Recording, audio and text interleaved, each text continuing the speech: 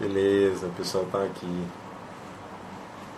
Deixa eu ver aqui se a Rede Júlia já está aqui.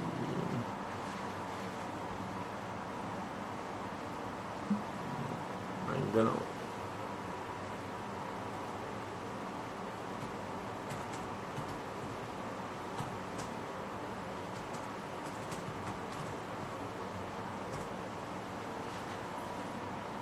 Agora é só esperar o compadre entrar aqui. Pessoal, enquanto o compadre não entra, alguém sabe me dizer como que a gente faz para desativar as chamadas de telefone aqui no celular? Para não entrar nenhuma ligação agora, nesse momento? Alguém sabe me explicar como que se faz isso?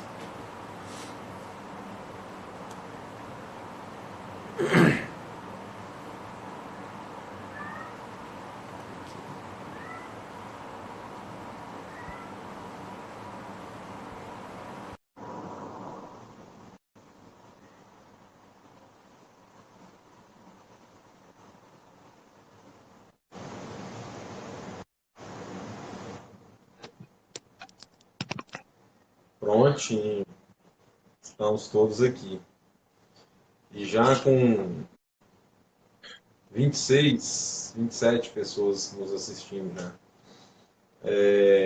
Eu acabei de perguntar aqui, compadre, pro pessoal, se alguém sabe me explicar como que faz para não receber chamada pelo telefone celular agora. Não sei se atrapalha a live. Se entrar alguma ligação aqui agora, se atrapalharia a nossa live, Olha, um né? amigo aí, Então, Frederico Amaral, acabou de dizer que você pode colocar no modo avião se você estiver no Wi-Fi, que não interfere no Wi-Fi. Deixa eu fazer isso aqui, só um eu tô no minutinho. Wi-Fi.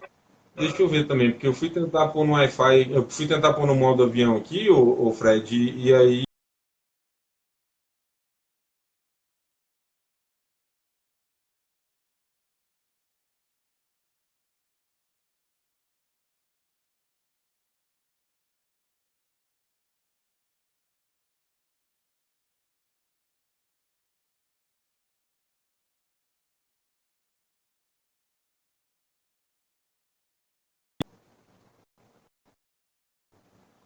E aí agora eu tenho que voltar aqui. Bom, tá voltando o Wi-Fi ali. Ó, o Paulão tá aí.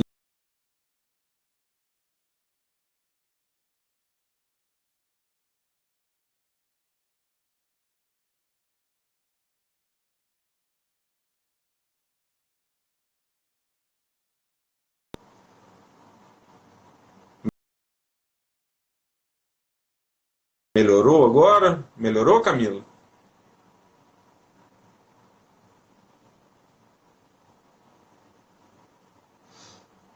Pessoal, eu só consigo adicionar para participar ao vivo aqui o Dr. Sebastião, que está entrando pelo perfil da Rede Júris.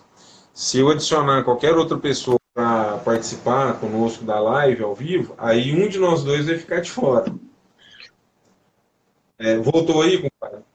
Estou de Esse volta. negócio do, esse negócio do modo avião aí do Frederico e do Fred foi pegadinha para nós dois. Eu coloquei no modo avião aqui e fiquei gastando meu pacote de dados. Eu não sei se você mexeu aí, e aí você Pegadinha do coronavírus. pegadinha. Eu estava explicando aqui que tem pessoas que estão solicitando para participar da live ao vivo com a gente, mas não tem Certo. como. Só nós dois que o programa do Instagram só permite duas pessoas participarem ao vivo, as outras podem assistir a live, né? Isso, Então, exatamente. infelizmente, Como os amigos que não. entraram. Aí eu tinha até programado com o pessoal que me ajuda lá no escritório, da gente transmitir a live também pelo perfil do escritório. É o Moura Guedes SA, Moura Guedes Advogados, é o perfil do escritório no Instagram. Depois, pessoal, quem puder, passa a seguir lá, a gente compartilha conteúdo jurídico 2 vezes por semana, pelo menos. Perfil bacaninha lá no Instagram. Segue a gente lá também, tá? Ué, entrou um perfil SJ Assis Neto aqui, compadre, né? Provavelmente é a Catarina, ela tem controle sobre o meu Ah, perfil. tá. Ela tá dando um oi lá pra gente. Oi, Ela Cátia, tudo bem? mandou. Oi, Coisa Catarina. boa. Isso. Moura Guedes Advogados, tá lá o perfil nosso lá do escritório. Segue lá, pessoal. Bom, vamos começar aqui, compadre. Já são 19h34, já deu tempo aí, o pessoal vem chegando e a gente começa, né? Ó, o João entrou ali também, bacana. A gente começa para... Boa noite, João. A gente começa para ganhar tempo. Ixi, é o chefe entrou também, o Jameson tá aí agora. Agora a gente tem que ter cuidado. É. Bom, pessoal, até aproveitando o ensejo, aproveitando que o Dr. Jameson está nos assistindo aqui também, essa live, ela tem um propósito maior por trás dela. A gente está organizando já há algum tempo uma pós-graduação em gestão de negócios e em direito imobiliário. E a gente vai oferecer esse curso lá pela Rede Júris, pela Faculdade Júris, o curso certificado pela Faculdade Júris, usando de toda a estrutura da escola. Obviamente, isso é com o aval do Dr. Jameson, ele é um dos grandes incentivadores da gente. Eu, humildemente, coordeno esse curso, o Dr. Sebastião, professor que vai dar aula nesse curso, estará lá conosco, assim como vários outros professores, alguns juízes, como o Dr. Marcelo Rezende. O Rafael Lara lá. Ô, Rafael, um abraço. Bom você estar aí prestigiando a gente também. Dr. Marcelo Rezende também, perdão, Dr. Marcelo de Jesus vai ministrar aulas nessa pós-graduação conosco. Dr. Arthur Rios Júnior, outro advogado. Na área de gestão, né, de negócios imobiliários, o corretor de imóveis, conselheiro do Cresce, Rodrigo Paulo Barreto Machado. Nós vamos contar com a colaboração do engenheiro Alberto Lima também, para nos ajudar nos módulos de avaliação de imóveis. Então, a gente vai ter matérias de contabilidade, matérias de tributário, né? Então, a gente está preparando um curso bem bacana aí, e um dos objetivos da live é também divulgar o curso. A gente vai fazer outros eventos de divulgação, e assim que a gente tiver mais material, a gente começa a passar para todo mundo aí, já inclusive prevendo, se tudo der certo, né, prevendo data para início das aulas, tudo isso, tá?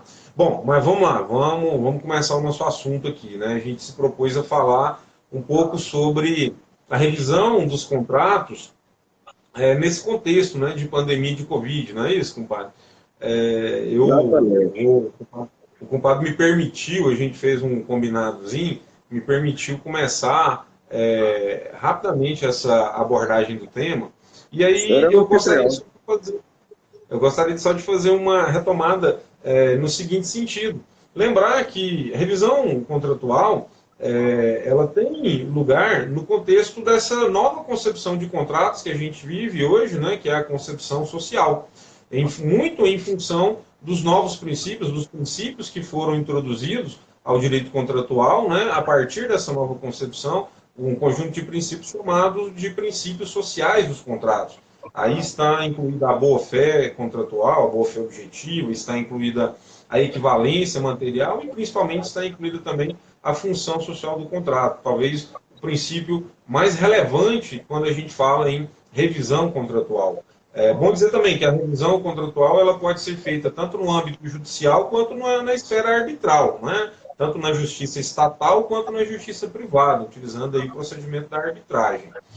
A finalidade maior da revisão contratual, obviamente, que não é deixar de cumprir o contrato. Quando se propõe uma demanda judicial, uma demanda arbitral em que se pleiteia a revisão de um contrato, o que se quer com isso nunca privilegiar o inadimplemento, privilegiar o descumprimento, privilegiar o devedor inadimplente. Jamais. O objetivo princípio da revisão contratual é estabelecer ou restabelecer o equilíbrio na relação jurídica. Exatamente para que o contrato possa ser mantido, possa ser conservado e possa ser cumprido numa relação de justiça contratual, numa situação de equilíbrio, né? Essa é a ideia da revisão contratual. E do ponto de vista principiológico, o que fundamenta a revisão de contratos são exatamente esses princípios sociais. O princípio da função social do contrato, o princípio da boa-fé objetiva, o princípio da equivalência material. E aí eu aproveito o ensejo para colocar o Dr. Sebastião aqui na conversa, perguntando, e do ponto de vista teórico, ou seja, das teorias, né? Quais são as teorias que sustentam, que dão fundamento para um pedido judicial ou arbitral de revisão de contratos? Ok. Bom, primeiro quero agradecer o professor Rodrigo Guedes pelo convite. Ele já externou aí os laços quase fraternais que nós temos, né, esse compadrio.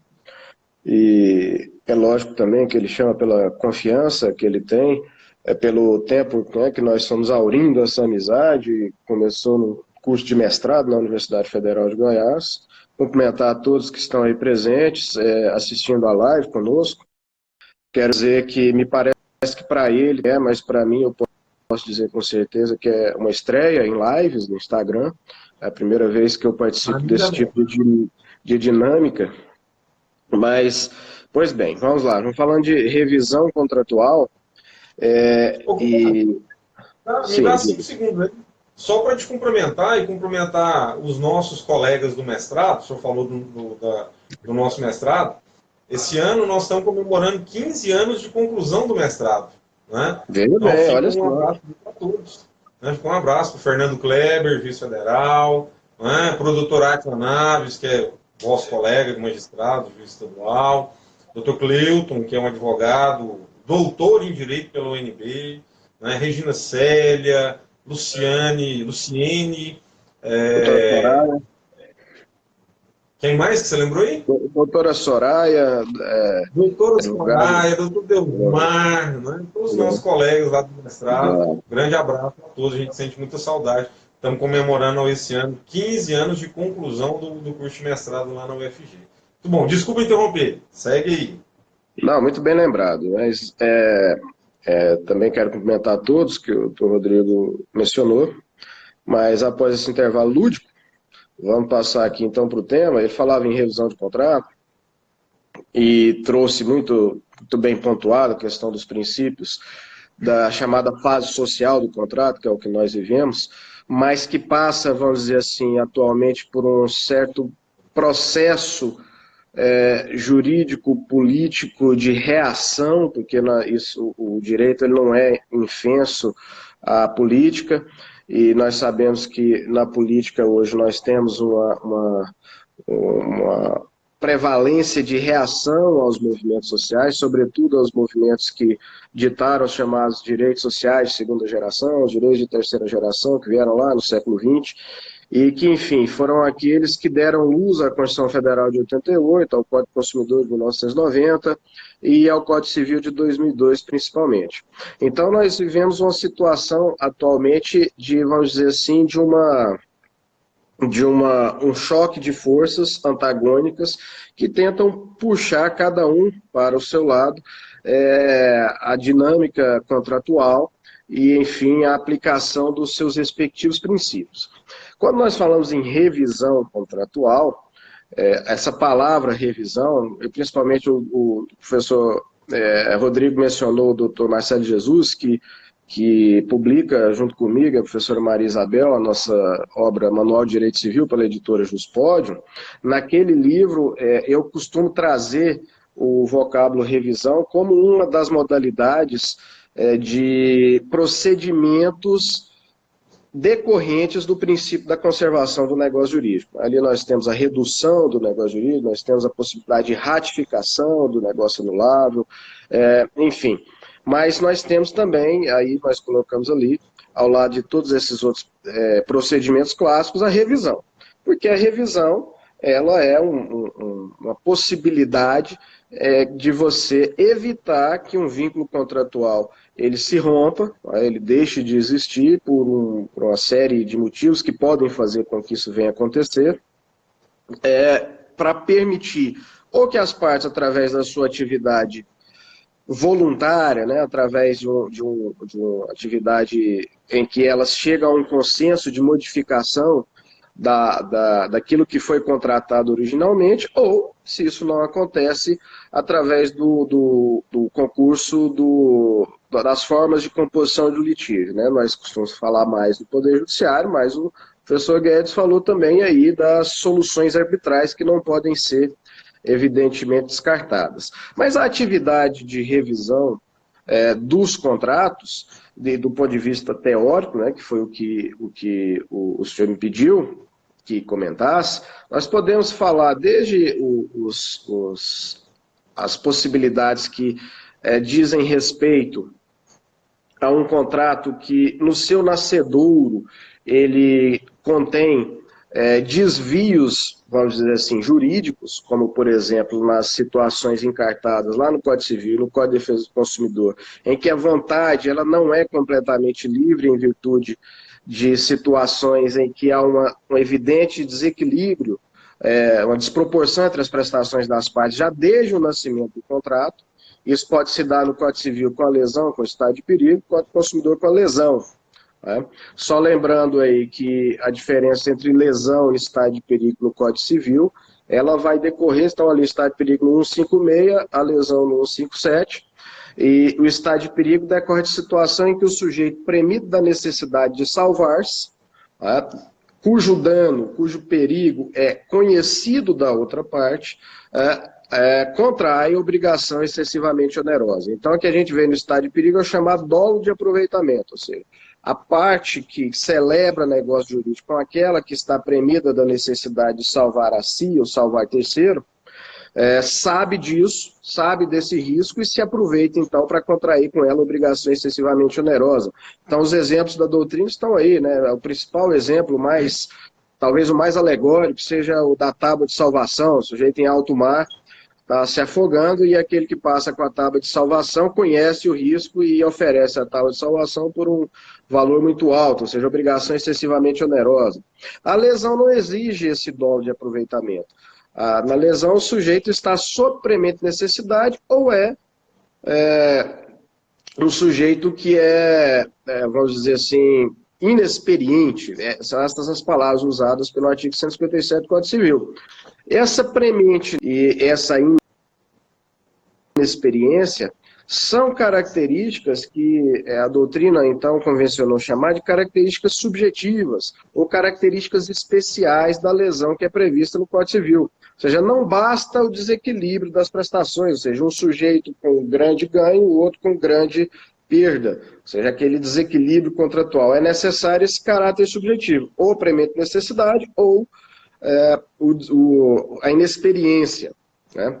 Até existe enunciado das jornadas de direito civil do CJF que diz que essa inexperiência não se avalia somente pela faixa etária, né? Não é só aquela experiência, o sujeito ele já é maior e capaz, pode contratar, mas ele ainda é novinho, tem 18, 19, 20 anos. Não, essa inexperiência ela é aquilatada em confronto com a própria natureza do negócio jurídico. O sujeito às vezes já pode ser barbado, né?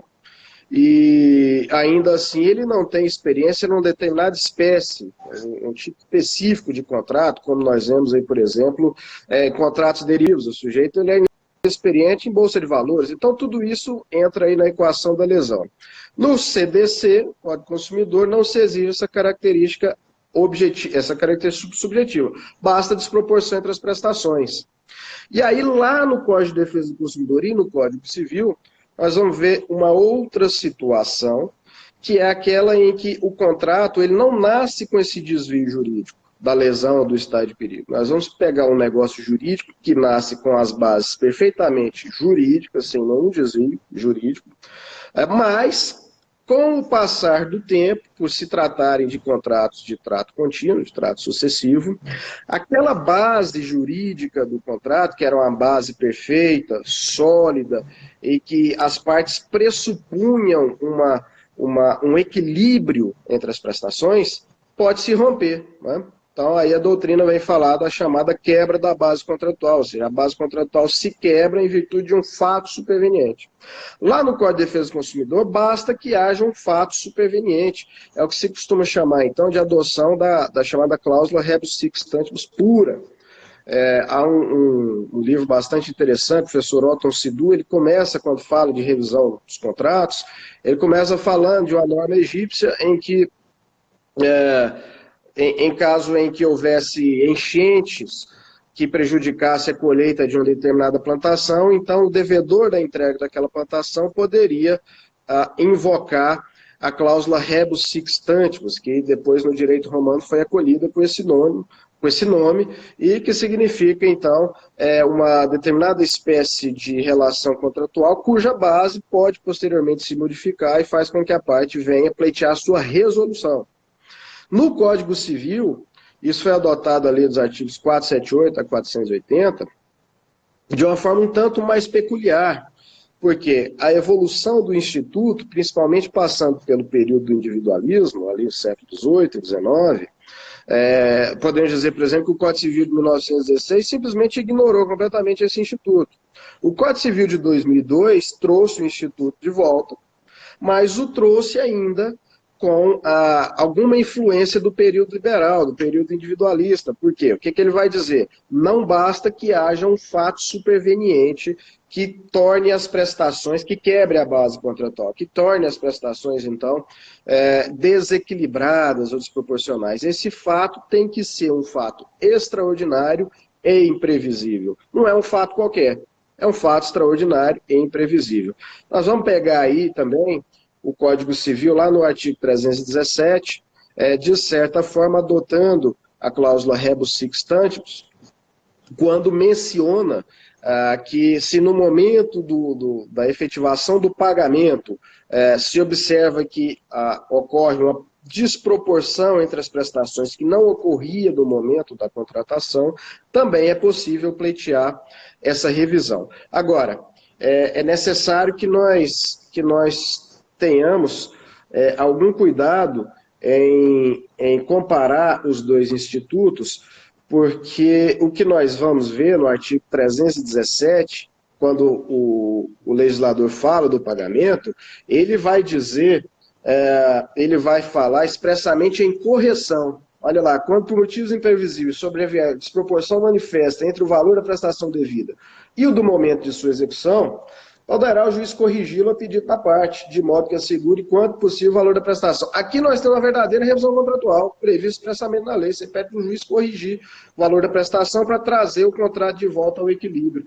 Lá no 478, a lei só fala expressamente na possibilidade de ingerência do Estado juiz para a finalidade de resolver o contrato. Né? Então, lá no 478, se nos contratos de execução contínua ou diferida, a prestação de uma das partes se tornar excessivamente onerosa, com extrema vantagem para a outra, em virtude de acontecimentos extraordinários e imprevisíveis, poderá o devedor pedir a resolução do contrato. Os efeitos da sentença que a decretar retroagirão a data da citação. Até o 479 diz que a resolução pode ser evitada, mas oferecendo-se o réu modificar equitativamente as condições do contrato. Então não há, pelo menos no texto legal, na situação da resolução contratual por onerosidade excessiva, uma previsão expressa de possibilidade de revisão. Isso nós vamos ter na interpretação dada pela doutrina, no enunciado 176 da terceira jornada do Conselho da Justiça Federal, vai dizer que, em atenção ao princípio da conservação dos negócios, o artigo 478 do Código Civil de 2002 deverá conduzir, sempre que possível, à revisão judicial dos contratos, e não à resolução contratual. Bom, teoricamente o panorama é esse.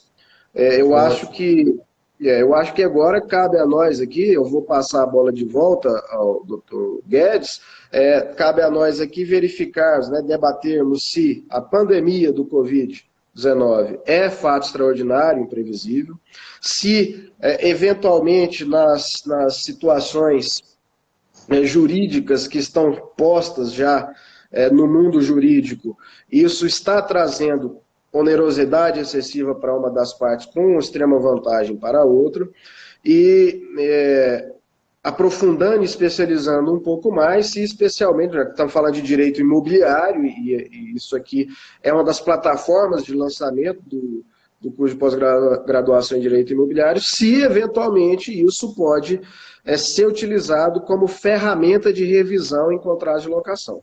Aí eu passo a bola de novo para o Dr. Rodrigo. Ótimo. Está muito bem esclarecido o panorama teórico, né?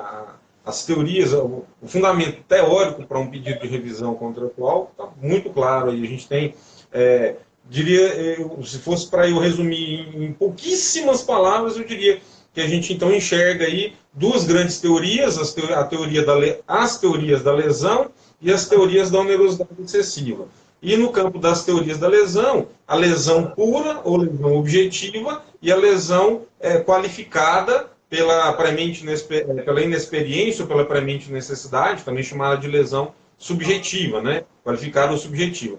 E do lado das teorias da onerosidade excessiva, a onerosidade excessiva por fato imprevisível e extraordinário, e a onerosidade excessiva por fato superveniente, pura e simplesmente. Né? Me parece que o panorama teórico é esse. E aí eu aproveito aqui para fazer uma consideração. Pensando na classificação dos contratos por sua natureza, contratos civis, contratos empresariais e contratos de consumo, a gente vai observar que o Código de Defesa do Consumidor, como é norma específica, ele deve ser aplicado aos contratos de consumo. E se eu estiver equivocado, o senhor fica à vontade para me corrigir aí, por favor, doutor Sebastião. Então, o Código de Defesa do Consumidor, pela especialidade da lei, aplica-se aos contratos de consumo. Ou seja, o Código Civil, aliás, eu posso aplicar o Código de Defesa do Consumidor aos contratos civis e empresariais? Há um entendimento, me parece que há um entendimento uniforme na literatura jurídica no sentido pela negativa. Aos contratos civis e aos contratos empresariais devem ser aplicadas as normas genéricas do Código Civil e, eventualmente, normas específicas das leis que regulamentam espécies de contrato próprias. Né?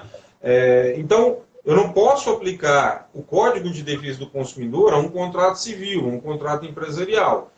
E aí é que vem uma questão interessante, porque a teoria da lesão pura e a teoria da onerosidade excessiva por fatos supervenientes estão previstas lá no Código de Defesa do Consumidor.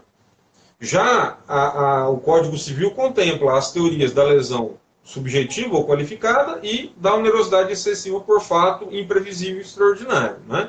Então, nesse sentido, se a gente for pensar num contrato de locação predial, que tem um disciplinamento lá na lei do inquilinato, o que o senhor pensa a respeito da aplicação da teoria da imprevisão a esse contrato de locação predial, que tem previsão específica lá na lei do inquilinato?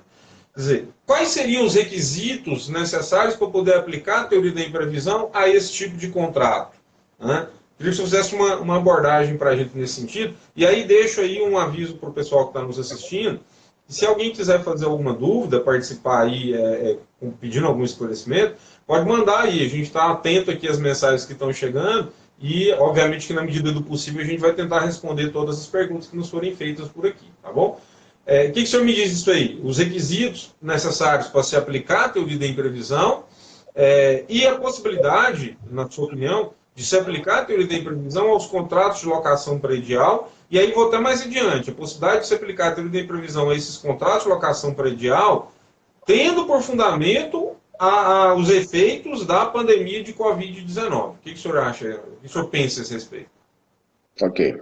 Bom, a aplicação da teoria da imprevisão ou das teorias que permitem resolução ou modificação do contrato, revisão por fato superveniente, seja ele pela teoria da imprevisão ou pela cláusula rebus sic stantibus pura. Vamos começar por aí.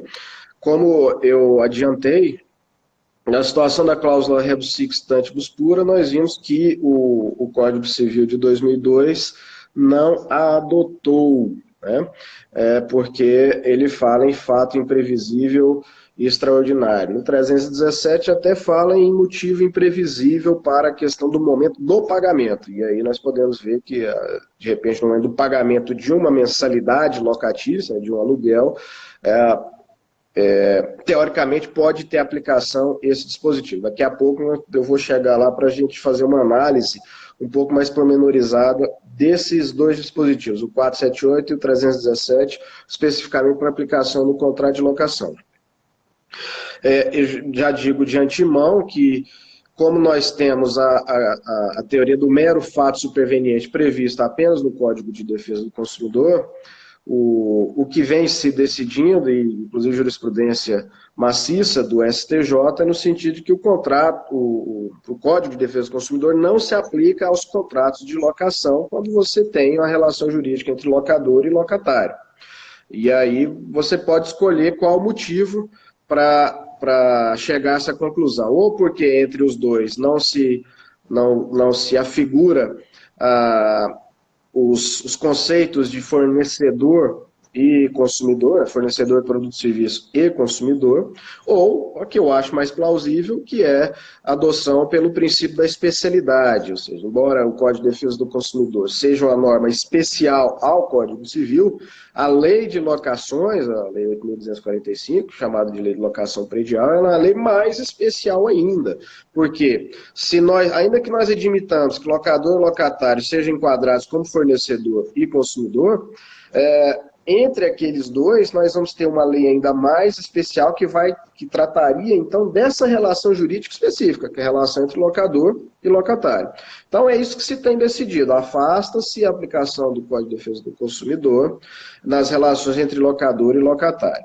Há um pensamento que eu entendo bastante razoável de que na relação jurídica entre o dono de um imóvel e uma administradora de imóveis, como no caso as sociedades imobiliárias, aí sim é uma relação jurídica de consumo, porque você está prestando um serviço de administração para o dono do imóvel. Mas não é bem esse aqui o nosso foco, né? O problema é a pandemia e o fato extraordinário e imprevisível que ela representa e que pode, enfim, acarretar essa quebra da base contratual a que nós nos referimos, a que eu me referi anteriormente.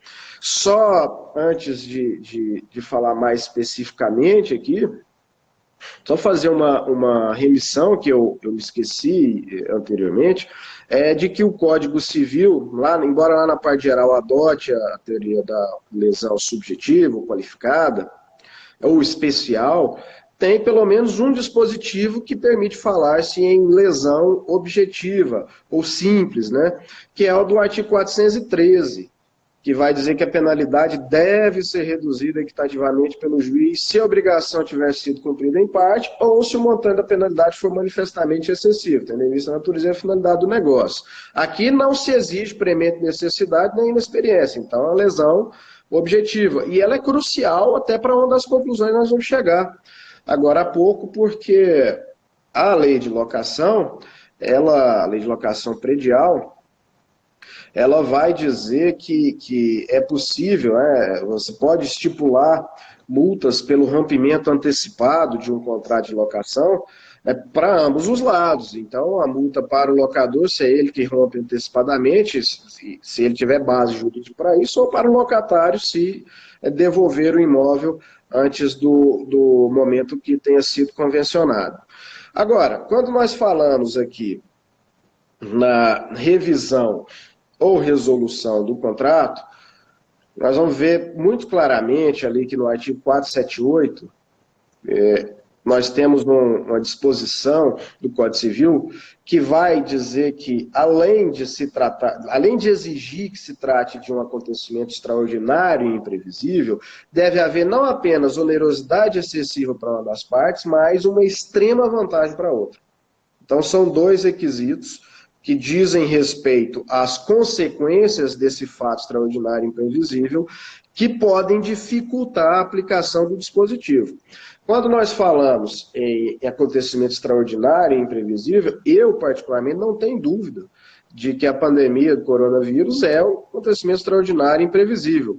Por mais que você possa dizer, poxa, mas pandemias podem acontecer, tá? Mas quantas acontecem, né? Eu poderia até dizer, supostamente, que algum locador ou algum locatário poderia começar a ter se precavido quando começou a ouvir as notícias de que essa epidemia começava a se alastrar por mais países do que apenas a China, que foi onde começou o epicentro da cidade de Wuhan. Mas isso, pessoal, pelo menos para mim, isso é exigir demais para a pessoa comum. A pessoa que inclusive, eu me incluo eu acho que o professor Guedes também se inclui nesse público, nas pessoas comuns que não têm domínio da ciência médica, da infectologia, da epidemiologia, para poder dizer que isso viria para cá e que redundaria no quadro que nós estamos assistindo, de confinamento em massa de pessoas, de quarentena, de fechamento de comércios, vamos dizer assim, de uma baixa radical no movimento do comércio. Só para trazer aqui um testemunho pessoal, eu moro num condomínio horizontal. Hoje, por exemplo, nesse horário, é um horário em que em que tradicionalmente a praça principal aqui do condomínio costuma estar cheia de pessoas, tem até um quiosque com venda de churrasquinho, não tem nada disso hoje, tem uma tristeza fenomenal, é uma coisa que eu pessoalmente nunca tinha visto na vida. Provavelmente aí o doutor Rodrigo, que é bem mais velho que eu, já tenha vivido isso anteriormente. Mas eu pessoalmente nunca vi. Então eu enquadro sim como fato extraordinário e imprevisível. Agora vamos imaginar isso que eu falei sobre o artigo 478. Né?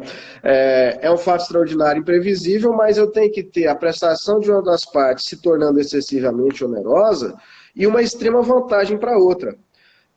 Eu posso verificar que para o locatário começa a se tornar excessivamente onerosa a sua prestação, ou seja, o pagamento do aluguel, porque principalmente nas locações não residenciais, nessa locação comercial, na locação residencial isso nem acontece tanto, porque você continua morando e a moradia não é algo que sofra esse efeito. Talvez até com o confinamento nós estejamos aproveitando mais da moradia agora do que antes. Então, nas locações comerciais, em especial, a baixa do rendimento que o comerciante tem enquanto locatário, passa a determinar uma onerosidade excessiva no cumprimento da sua obrigação locatícia. Mas qual é a extrema vantagem do locador? Eu me pergunto. Porque se eu simplesmente comparar a situação dele com a do locatário, poderia falar que ele tem uma vantagem extremada com relação ao locatário. Mas não é essa a melhor interpretação da norma. A norma quer dizer que o sujeito passa a ter uma vantagem extremada em comparação com a base do contrato. Então, se nós formos lembrar qual era a base contratual original era esse aluguel que foi estipulado pelas partes e as suas respectivas revisões posteriores. Então, eu tenho alguma dificuldade na aplicação do artigo 478 para essa situação. Até eu e o Dr. Rodrigo Guedes tínhamos conversado anteriormente, eu disse para ele que me parece que o artigo 317 ele seja mais adequado para uma hipótese de revisão, ou seja, de se pleitear a revisão do valor desse aluguel, porque no momento do pagamento a ser efetivado pelo locatário, você tem, por um motivo imprevisível, uma desproporção manifesta entre o valor da prestação devida e o do momento de sua execução. Porque o locatário, principalmente o comerciante, ele trabalha com a perspectiva, no momento de celebrar o contrato de locação comercial, ele trabalha com a perspectiva de um determinado ganho, aquele ganho por esse motivo imprevisível, não é um motivo qualquer, as vendas não foram como eu imaginava que seria, isso não é motivo imprevisível. Isso não define a aplicação do dispositivo da revisão por onerosidade excessiva pelo período da imprevisão, não é isso? Agora que nós estamos diante de um fato realmente imprevisível e que fazem com que determinadas espécies de comerciantes tenham seu rendimento, se não totalmente anulado, muito diminuído. E aí nós vamos ter uma situação em que você tem essa desproporção manifesta entre o valor da prestação devida e o do momento da sua execução. No momento da execução, ou seja, no momento de pagar, passou a ser algo muito desproporcional com relação à pressuposição que a parte fazia no momento em que celebrou o contrato. Para os fins de se... Esse é o meu entendimento com relação à revisão. Até travamos um debate anterior, mas eu vou deixar o professor falar, porque ele é o especialista em locação, a respeito de se nós poderíamos falar nas regras gerais de revisão do contrato do Código Civil, aplicáveis à lei de locação, porque ali na lei de locação nós temos um capítulo próprio de revisão contratual, principalmente de revisão do aluguel. Mas só para eu terminar aqui essa fala, com relação a resolver-se o contrato, ou seja, um rompimento antecipado por parte do locatário, já que eu vejo como dificuldade muito grande a aplicação do artigo 478, ele não conseguiria resolver por ali, porque não consegue demonstrar a extrema vantagem do locador, mas aí sim eu vejo a possibilidade de aplicar o artigo 413 para que, se não isentá-lo totalmente da multa contratual pelo rompimento antecipado, porque afinal de contas o negócio dele muitos aí vão quebrar, nós já começamos a ver notícias a esse respeito.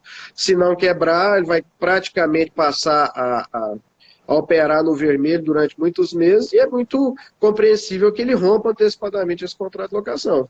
E aí eu vejo o artigo 403 do Código Civil, que tem sido admitido como aplicável subsidiariamente à Lei 8245 para essa finalidade de redução equitativa da multa contratual, é uma multa rescisória, é uma cláusula penal de natureza compensatória, para compensar o locador pelo rompimento antecipado, mas não reduzir uma penúria maior ainda do locatário.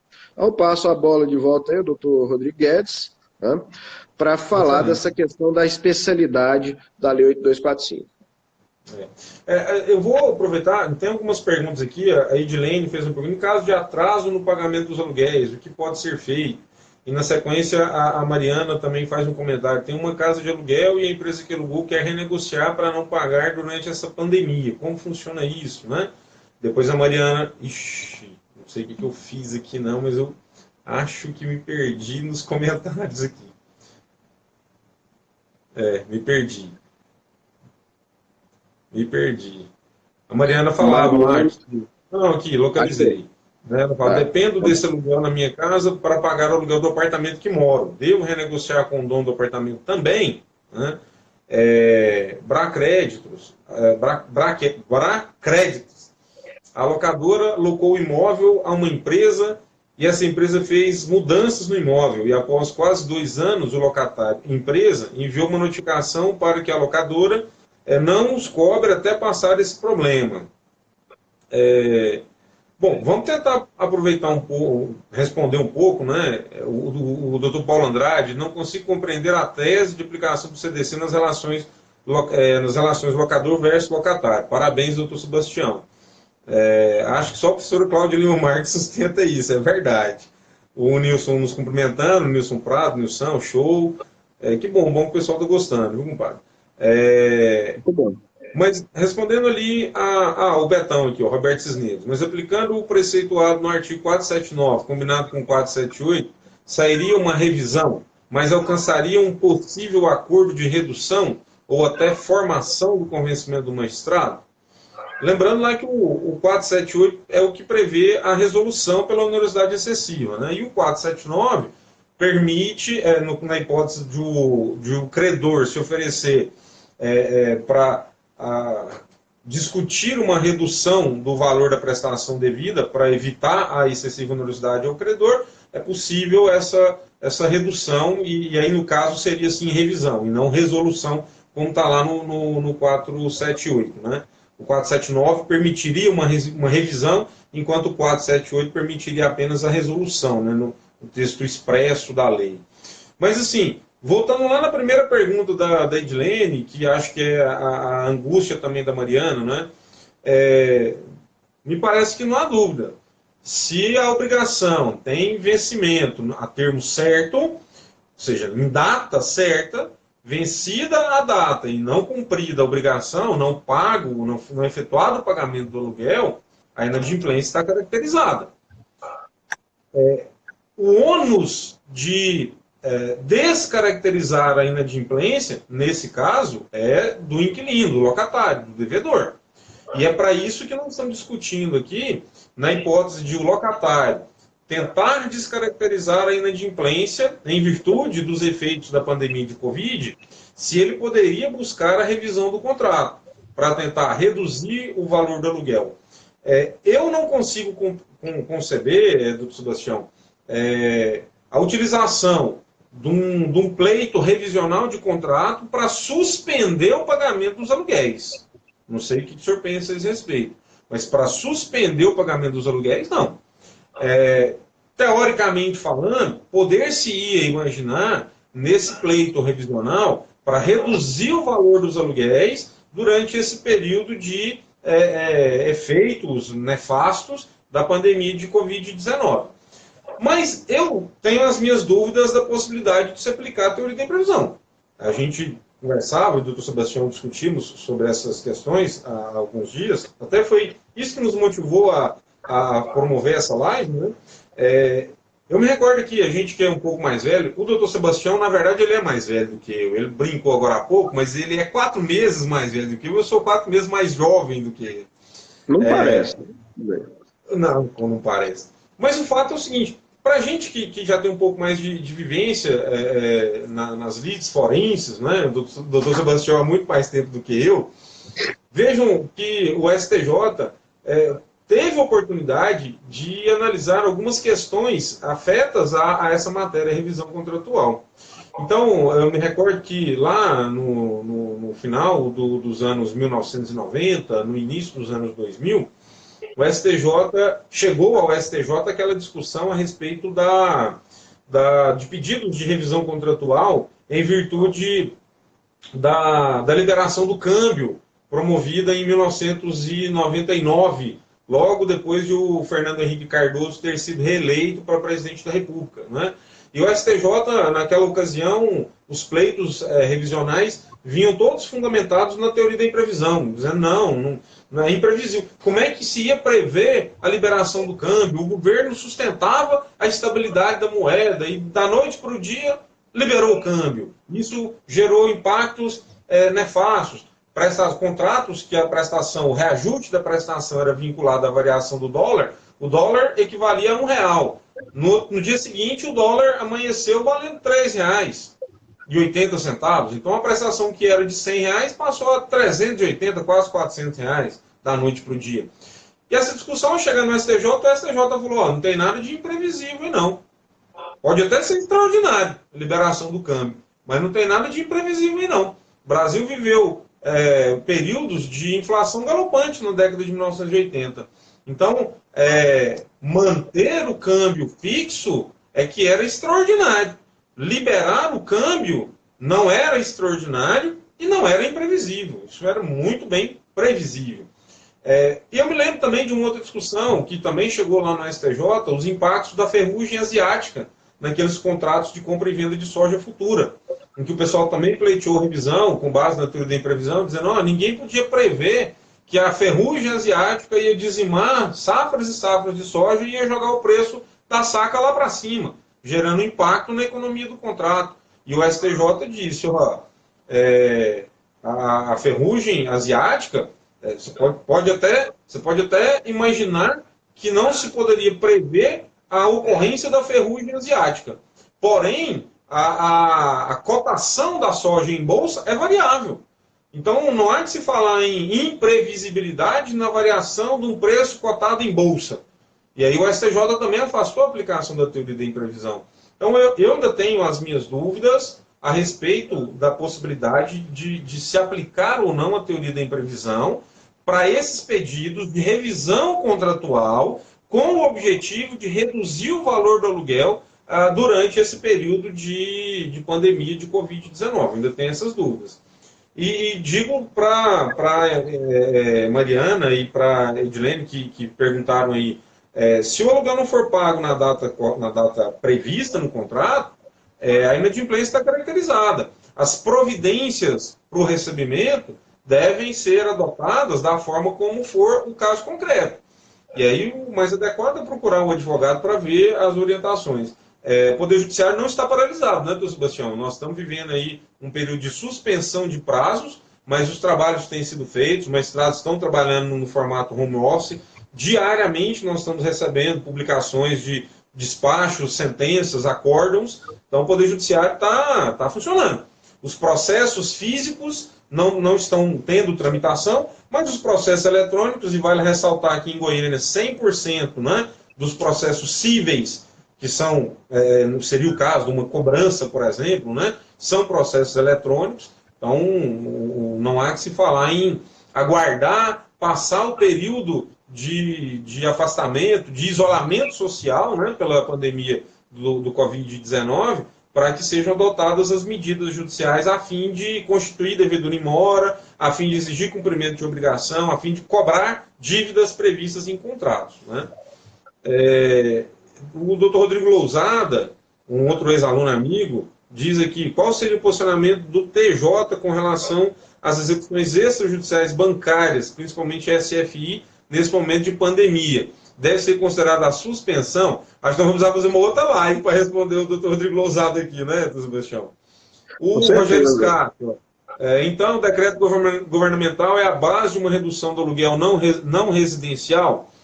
Aproveito até para fazer um outro comentário, antes de lhe passar, para o senhor fazer também as suas considerações a respeito dessas perguntas.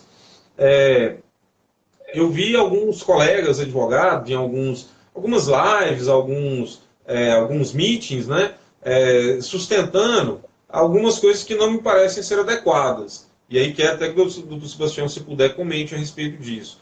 Por exemplo, aplicar o artigo 480 do Código Civil para esses casos de locação predial, para fundamentar pedido de revisão de contrato de locação predial. Me parece que não é aplicável o 480, porque ele se refere a contratos unilaterais. E a locação predial é um contrato bilateral, né? Então, a minha opinião é no sentido de que não se adequa à utilização do artigo 480 do Código Civil nesses nossos casos de revisão de contrato de locação predial, não. Outros colegas têm sustentado, Sebastião, a aplicação do artigo 567 do Código Civil. A gente sabe que o Código Civil pode ser aplicado de forma subsidiária às locações prediais que são regidas pela Lei 8.245 de 91. O 567, ele fala o seguinte, ó, se durante a locação se deteriorar a coisa alugada, sem culpa do locatário, a este caberá pedir redução proporcional do aluguel ou resolver o contrato, caso já não sirva a coisa para o fim a que se destinava. Também acho que é forçação de barra falar que a onerosidade que a pandemia de Covid-19 gera num contrato, gera para o locatário num contrato de locação, se configura como deterioração da coisa alugada. Deterioração tem um conceito jurídico específico, danificar, diminuir, reduzir a utilidade da coisa.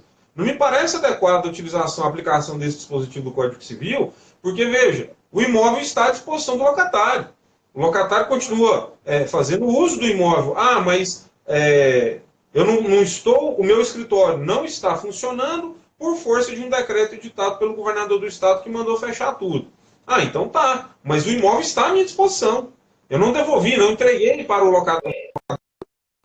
Se o meu de pagar o aluguel, aí vem o raciocínio que o doutor Sebastião fez.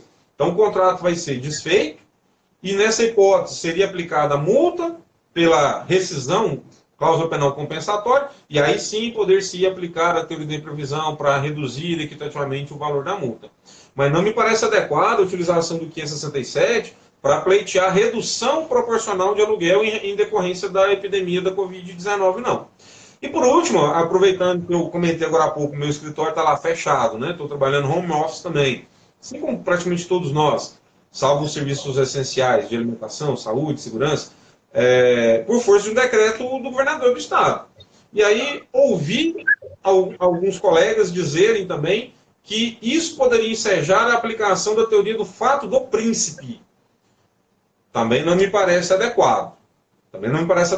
Mas aí vou deixar para o doutor Sebastião responder essa questão, se é possível não aplicar a teoria do fato do príncipe. E, doutor Sebastião, em 5 minutinhos, que nós estamos com o nosso prazo aqui já praticamente encerrado, vou depois verificar todas as perguntas que foram enviadas aqui na live, pessoal, e vou tentar responder, mandar as respostas para vocês aí nos seus respectivos perfis através do direct, tá, do Instagram. Pergunto também ao senhor, doutor Sebastião, o seguinte: se uma pessoa propõe uma ação revisional de contrato, pleiteando ali redução de aluguel, por exemplo, né? Vamos admitir que fosse possível esse pedido. E aí a pessoa fundamenta o seu pedido na teoria da imprevisão. Se o caso não for de se aplicar a teoria da imprevisão, processualmente falando, o senhor entende que esse pedido deveria ser julgado improcedente? Ou o senhor entende que o que vai ser julgado é o pedido, independente da teoria que foi argumentada a título de fundamentação desse pedido? Qual que é a opinião do senhor a esse respeito? Ok. Bom, o tempo está se esgotando, só fazer pequenas pontuações aí, porque com relação ao exemplo que você falou da questão da alta do dólar em 99, realmente nas relações comuns o STJ entendeu que ali não tinha imprevisibilidade nem extraordinariedade, mas já era vigente o CDC. E aí, como nós vimos no Isso, Código é de Defesa verdade. do Consumidor, não é teoria da imprevisão. Nos casos de relação de consumo, o STJ admitiu que era um fato superveniente, mas mandou repartir a conta. Só para Isso. dar essa informação, pessoal. Repartiu Aplicou a a conta. teoria, aplicou a teoria da cláusula rebus sic stantibus pura, né? E Isso, mandou diminuir a exatamente. conta, é isso mesmo, verdade. Com relação à dúvida sobre se a pandemia é ou não um fato imprevisível, eu acho que assim, a questão é mais a dúvida se como é que vai se comportar a jurisprudência dos tribunais a esse respeito. Né? Eu entendo que mas enfim, de toda forma, isso, principalmente agora com o CPC 2015, pode ser que nós tenhamos aí no futuro uma uniformização de jurisprudência no sentido de que não e mesmo eu aqui sendo magistrado dizendo no âmbito acadêmico que vou ter que seguir a jurisprudência unificada, até para deixar isso bem claro aí, para depois no exercício do meu mistério público. A questão do fato do príncipe é interessante pelo seguinte, o fato do príncipe é uma prerrogativa da administração pública de romper contratos em virtude da prevalência do interesse público, e muitas vezes a gente tem muita dificuldade de compreender como é que isso pode extrapolar aquela relação jurídica da administração com o particular e atingir terceiros, né? Um exemplo aqui da jurisprudência do STJ que eu procurei e encontrei, afastou a teoria do fato do príncipe, porque na situação era um contrato de locação em que a parte alegou a possibilidade de não ser condenado ao pagamento de aluguéis e outras verbas, porque isso o locatário, porque o imóvel havia sido objeto de um decreto de desapropriação. E seria um fato do príncipe, a relação jurídica entre a administração e o dono do imóvel, que atinge o terceiro aí, que é o locatário também. No caso concreto ali, o STJ afastou porque, apesar do decreto de desapropriação, não houve a emissão do poder público, emissão provisória do poder público no imóvel. Então não houve ali um rompimento da relação contratual. Eu acho que tentar encontrar essa saída do fato do príncipe, o instituto lá do direito administrativo, e aplicá-lo aqui, talvez não seja a melhor solução. Temos que tentar colocar a situação sob o ponto de vista do direito privado, que é onde nós estamos tratando. É evidente que no caso da pandemia aí, do Covid-19, nós estamos numa situação em que ela decorre, em certa medida, de ato do poder público. Decreto, por exemplo, do governador que mandou fechar vários estabelecimentos, mandou parar a movimentação, e isso, evidentemente, é um ato do poder público que interfere nas relações jurídicas privadas. Mas não é pelo fato do príncipe, porque você pode ter um fato do príncipe que não vai indicar nenhuma extraordinariedade, nenhuma imprevisibilidade, nem onerosidade excessiva, nem extrema vantagem. Então, nós temos aqui que observar os requisitos da legislação do direito privado, se eles estão presentes ou não. Né? Então, simplesmente alegar fato do príncipe, eu entendo que não é eficaz para se poder alterar ou resolver os contratos. No caso da suposta ação revisional, que você se referiu, o sujeito entra com a ação revisional de contrato, fundamenta na teoria da imprevisão.